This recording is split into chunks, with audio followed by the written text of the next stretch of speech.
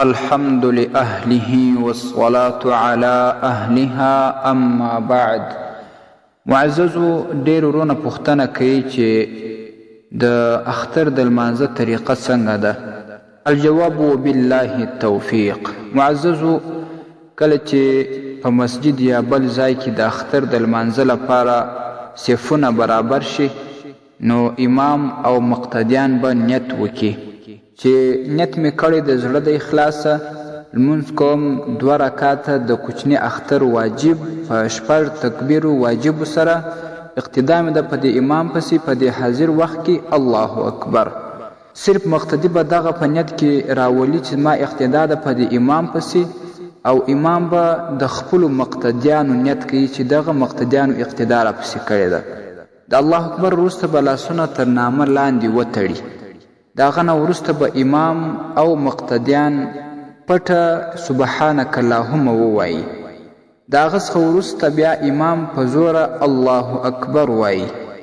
نو مقتدیان به پټ دا الله اکبر ووایي، لاسونه به و خپلو غوږونو ته پورته کړي. د هغه نه وروسته بیا ایله کړي. بیا به امام 2 تکبیر ووایي، همدغه طریقه به وکړي، لاسونه به غوږو ته پورته کړي، بیا به یې ایله کړي. دا شان بیا به امام په زوره 3 تکبیر ووایي، مقتدیان به پټ دا تکبیر ووایي، بیا به د 3 تکبیر وروسته لاسونه تر نامه لاندې وتړي. بیا به امام په پټ اواز باندې اعوذ بالله او بسم الله ووایي، مقتدیان به همداسې پټه خوله وي. او دا شان د دې نه وروسته به بیا امام په زوره قرأت شروع کړي، بیا به هم مقتدیان خاموشه وي. کله چې امام قرأت خلاص کړي د هغه څه وروسته بیا رکوع او سجده کوي، مقتدیان به هم دغسې وکړي. د دې نه وروسته به بیا 2 رکعت ته امام راولاړ شي. امام اول قرأت وایي، د قرأت څخه وروسته بیا امام تکبیرونه وایي. دغه هم په هغه طریقه دی لکه په اول رکعت کې چې وه، چې د هر تکبیر سره لاسونه غوږو ته پورته کیږي بیا ایله کیږي.